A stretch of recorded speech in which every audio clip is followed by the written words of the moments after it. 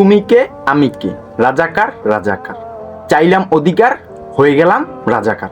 সাধারণ ছাত্ররা তাদের অধিকারটুকু দেশের সর্বোচ্চ যে ক্ষমতায় আছে, সর্বোচ্চ ক্ষমতাধর ব্যক্তির কাছে নিজেদের যতটুকু অধিকার চাইতেছে, আর ছাত্রীরা এখন হয়ে গেছে রাজাকার।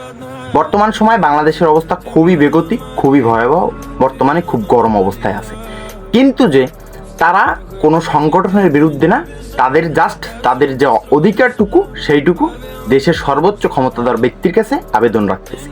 কিন্তু একটা সংগঠন ঘুরাইয়া পেঁচাইয়া নিজেদের বিরুদ্ধে এইটাকে নামাইতেছে। 2013 সালে কতে কাদের মোল্লা, তুই রাজাকার তুই রাজাকার, এই স্লোগানে মুখরিত হয়েছিল শাহবাগ।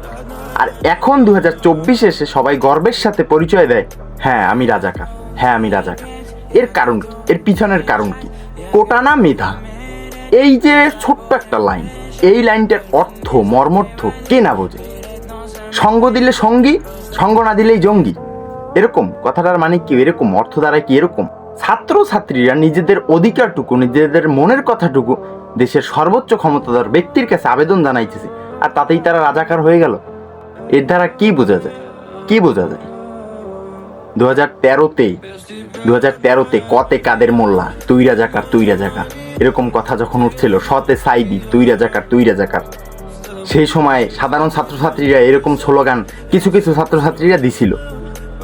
আর 2024-এ আইসা দেশের সমস্ত মানুষ, 18 কোটির 1 কোটি থেকে 2 কোটি যারা পাঁচাটা ব্যক্তিত্ব তারা বাদে আর সবাই গর্বের সাথে পরিচয় দিতেছে, আমি রাজাকার আমি রাজাকার। তাহলে কি রাজাকাররা সঠিক ছিল?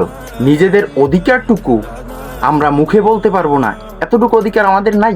একটা সংগঠন, নাম বলবো না, 200 টাকা এক প্যাকেট বিরিয়ানির বিনিময়ে রাস্তা দিয়ে টোকাই ধরে নিয়ে এসে তাদের দলে অন্তর্ভুক্ত করতেছে। আর তারা স্লোগান দেয় ভার্সিটির ছাত্রছাত্রীদের বিপক্ষে, তুই রাজাকার বাংলা ছাড়, তুই বড় বাঙালি, বাংলাদেশ কি তোর বাপের? টেন্ডারবাজি, সারা জীবন টেন্ডারবাজি, চাঁদাবাজি, এদিক সেদিক বক্কর সকর কইরে টুইরা এখন তুমি এসা ডায়লগ দাও, ডায়লগ ফুটাও।